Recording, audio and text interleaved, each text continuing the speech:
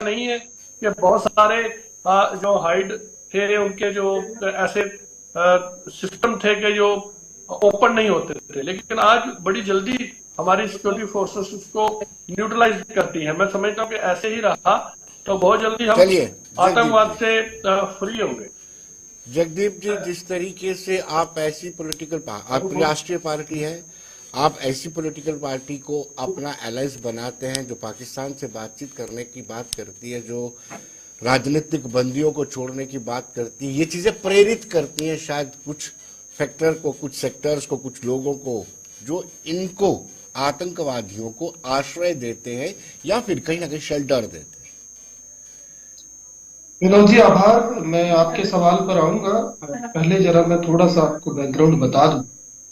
पठानिया साहब की आवाज ना साफ नहीं आ रही थी, क्योंकि वही वाहिद एक व्यक्ति है जो बड़ा बेहतर पकड़ रखते हैं फ्रीक्वेंसी की, पर मैं सुन नहीं पाया उनको सलीके से।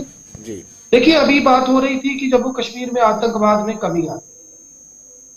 9 जून रियासी, 10 जून कठुआ, 11 जून डोडा, ये 3 डेट्स मैं आपको बता रहा हूं। और अगर ओवरऑल आप बात करेंगे तो जो आतंकवाद की विश्व गुरु ने कश्मीर से उखाड़ने का दावा किया था, वो जम्मू में किस तरीके से पनपी और उसके पीछे की वजूहात जो, खास तौर से जब ये बात कही जाती है कि सिक्योरिटी फोर्सेस ने बहुत बढ़िया काम किया, निश्चित तौर पर किया, लेकिन इन सिक्योरिटी फोर्सेस के पीछे जो लोग ब्यूरोक्रेसी में बैठे हैं वो कौन? क्यों यूनिफाइड कमांड के तहत बने हुए उस सुरक्षा ग्रिड को तोड़ दिया गया जिसमें तमाम एजेंसी मिलकर काम कर रही थी ऑपरेशन ऑल आउट के दौरान? क्यों एकाएक लिथियम मिलने के बाद रियासी में जो आतंकवाद का रुख था वो जम्मू खित्ते की ओर मुड़ गया? और क्यों पीर पंजाल से लेकर वादिये चिनाब तक? आपको याद होगा विनोद जी, ऑपरेशन सर्प विनाश के दौरान जब हम कवरेज किया करते थे, एमओडी लेके जाती, किस तरीके से उन पहाड़ियों को पुंछ की जो छोटियां के साथ लगती थी खाली किया गया था। और एकाएक एक वक्फे के बाद, करीब करीब 14-15 साल के अंतराल के बाद, जिस तरीके से अम्बुश लगाकर हमले पुंछ में हुए, मेंढर में हुए, डोडा में हुए, आप बनी बसोली का इलाका देख लीजिए, कठुआ देख लीजिए, कितने ऐसे आतंकी अप्रत्याशित हमले हुए जहां पर सीधा और साफ समझ में आ रहा था कि कहीं ना कहीं हमारा जो सुरक्षा चक्र है, जो हमारी इंटेलिजेंस है, वो जी बड़ा फेलियर था। जगदीप जी, दूसरी 1 मिनट के लिए यहाँ एक और सवाल खड़ा करके, जगदीप जी कुछ क्षणों के लिए आवाज नहीं आ रही विनोद जी? जगदीप जी कुछ क्षणों के लिए विनोद जी, आपकी आवाज नहीं आ रही मुझे। कुछ क्षणों के लिए आपको रोकूंगा, वापस लौटता हूं एक छोटे से ब्रेक के बाद। स्वागत है और मैं बात करूंगा जगदीप जी से। जगदीप जी कुछ सुरक्षा ग्रिड, सिक्योरिटी ग्रिड को लेकर के चर्चा कर रहे थे जी। एक बड़ी अहम तरीन बात फिर से बता दूं। दरअसल दिक्कत क्या है, ऐसा नहीं है कि मैं विपक्ष से हूं तो मतलब हर मुद्दे पर हम क्रिटिसिज्म करेंगे, ऐसा नहीं है। अभी जब आतंकियों की संख्या आप बता रहे थे गुरुग्राम में, तब ये नहीं बताया गया होम डिपार्टमेंट की तरफ से कि कितने जवानों की शहादत, पहली बात। दूसरी बात, फाइनेंशियल एक्शन टास्क फोर्स ने जब पाबंदियां लगाई पाकिस्तान के तमाम बड़े मिलिटेंट ग्रुप्स में, जिसमें जैश ए मोहम्मद है, लश्कर ए तोयबा है, तो इन्होंने नए फ्रंट बनाए, टीआरएफ बना, एंटी पीपल फासिस्ट मूवमेंट बना। अब मुद्दे की बात यह है, जो मैं कहने की कोशिश आगे भी कर चुका हूं, कि ब्यूरोक्रेसी में जो लोग ऑपरेशन ऑल आउट के दौरान बैठे, मैं नाम लेकर बोल सकता हूं, एडीजीपी रहे विजय कुमार, बाकमाल पुलिस ऑफिसर थे, उनका जो तजुर्बा था मिलिटेंसी को लेकर, उसको किसी उदाहरण की जरूरत नहीं। लेकिन उसके बाद स्थितियां क्या है, मतलब ऐसे लोग बैठे हैं जिनको असल में इस मिलिटेंट ग्रुप की क्या आइडियोलॉजी है, उसका पहनावा क्या है, अहले हदीस क्या है, वहाबी क्या है, सलफासी क्या है, देवबंदी क्या है, और ये तमाम जो सेगमेंट्स के मुस्लिम स्कूल है, उनके काम करने का तरीका कैसा है, ये किस तरीके से ओवरग्राउंड वर्कर्स को नर्चर करते हैं, किस तरीके से इनको पैसा मिलता है, उसमें ड्रग्स का इस्तेमाल कैसे हो रहा है, और सबसे बड़ी बात, जो लॉन्चिंग पैड पर मिलिटेंट्स बैठे हैं उनकी ट्रेनिंग कैसी है, उनको हथियार कैसे मुहैया करवाए जा रहे हैं। क्यों आज चाइना के वो इक्विपमेंट जो यहाँ पर हम इंटरसेप्ट ही नहीं कर पाते, क्योंकि उनका जो कनेक्शन है वो सीधा पाकिस्तान है। तो मिलिटेंट मसलन जम्मू कश्मीर में एक्टिव है और बात करना चाहते हैं तो पहले सिग्नल पाकिस्तान जाएगा, फिर दूसरे के पास जाएगा। क्यों ऐसी इन्होंने वो गॉगल्स जो है वो कहां से इनको मुहैया हो गई, जो नाइट विजन है जो पहले नहीं थी, बड़ा हाईली इक्विप्ड इक्विपमेंट है। इसके साथ साथ जिस तरीके की हथियार ये लोग आज यूज कर रहे हैं वो सब चाइना मेड है। तो मेरा कहने का कुल तात्पर्य ये है कि जब तक, मैं एक आखिरी उदाहरण देके बात पूरी करूंगा। जी जी, हम सब जानते हैं सन ऑफ सॉइल थे राकेश बलवाल, जिन्होंने पुलवामा एनकाउंटर हमले की जो है वो जांच की जी। अगर एक मर्तबा उस वक्त रा का डिजिटल डिपार्टमेंट या रा का वो डिपार्टमेंट जो डील करता है इन तमाम तरह के उपकरणों को, अगर वो उस खराब हुए तबाह हुए मोबाइल में से वो तमाम डाटा नहीं निकाल पाता जो क्लाउड में था उस मोबाइल के, तो हमें तो पता ही नहीं चलता कि वो कौन मिलिटेंट था, कहां उसकी ट्रेनिंग हुई, कौन उसकी माशुका थी, कैसे वो आया, कैसे गाड़ी ली, कैसे उसने गिल्टन की छड़े मुहैया करवाई। तो ये बड़ी बातें हैं, इसके बारे में मुझे लगता है मौजूदा सरकार जी सही से काम कर रही है। आपने कहा कि ये अच्छा पॉजिटिव संकेत है कि 60% जो मारे गए आतंकी हैं वो पाकिस्तानी हैं, और जो रिक्रूटमेंट में सिर्फ 4 लोग ही युवा जो है आतंकवाद की तरफ गए हैं। जी कर्नल पठानिया।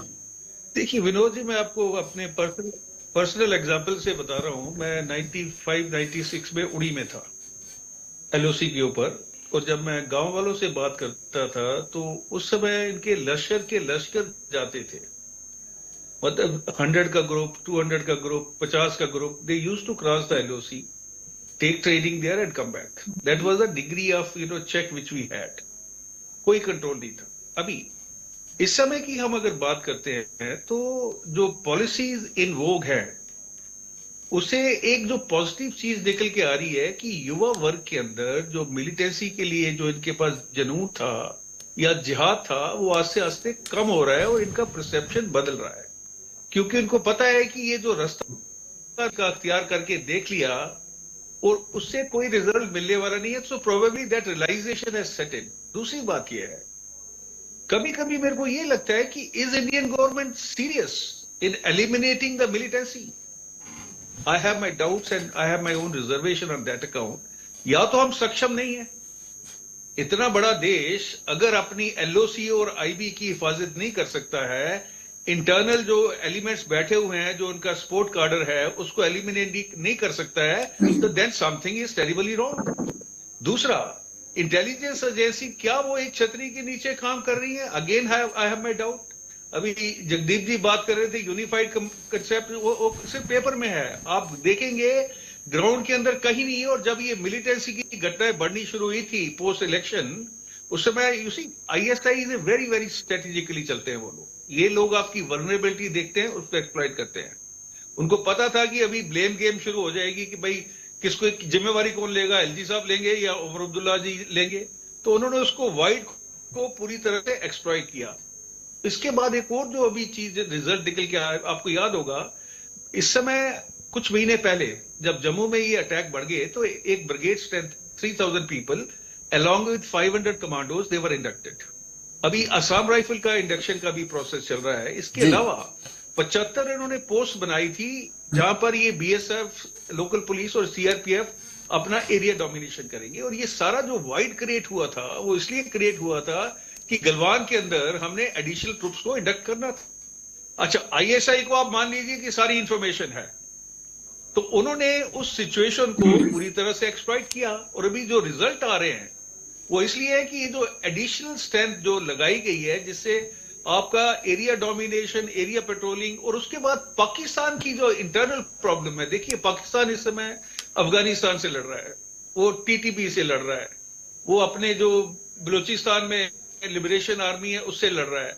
तो इनके जो अपने हाथ हैं वो बहुत जगह से बंधे हुए हैं। So probably for the time being there will be less threat of militancy, but उसके बाद अगर वो चीजों को कंट्रोल करते हैं तो आप देखिए एक नई लहर आएगी, again the thing will start. And somewhere we are lacking, we have to make sure कि हम अपने घर को संभालें rather than blaming the Pakistan, because Pakistan तो सुधरेगा नहीं।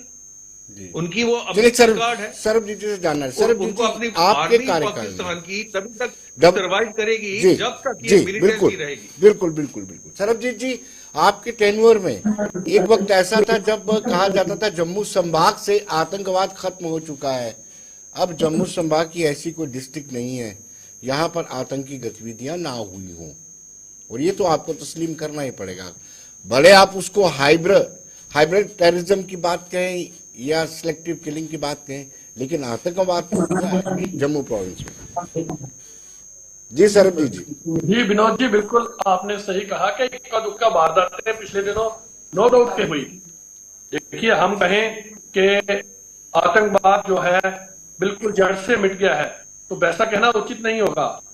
लेकिन जब भी ये इनके कोई आका कोई पीछे से या यहाँ जो इनके गुप्तचर हैं, ये लोग कभी ना कभी वारदात जम्मू में, पहले कश्मीर में ज्यादा होती थी, अब 2-4 बार पिछले दिनों इलेक्शन के ड्यूरिंग इलेक्शन उसके बाद यहाँ पर भी वारदातें हुई और इनके पाकिस्तान आर्मी के भी उसमें जवान पाए गए जो कठुआ में वारदात हुई। तो ये नो डाउट के हम कहें कि बिल्कुल क्लीन हो गया है।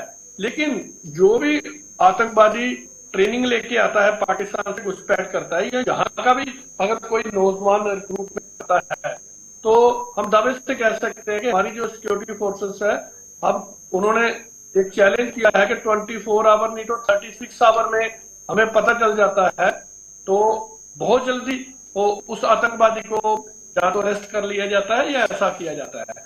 पाकिस्तान के हालात पे भी ये धांगरी वाला उसके हालात धांगरी वाला अभी इस स्पष्ट नहीं किस्म हो की पाया। दुर्दशा विनोद जी करने में भी भारतीय जनता पार्टी का हाथ है। आज भारतीय जनता पार्टी की जो एक स्ट्रेटेजी थी, जो फॉरेन की पॉलिसी थी, यहाँ लोग कहते थे कि यहाँ नोटबंदी हुई, उसका भी असर पड़ा है पाकिस्तान पे। आज वहां आटे का भाव देखिए कहाँ पहुंचा है, वहां पर इतनी मारोमार है और वो अपने ही जाल में फंस गया। आज अफगानिस्तान के साथ उसके झगड़े हैं, बलूचिस्तान में झगड़े हैं, लेकिन फिर भी वो कभी बाज नहीं आता है।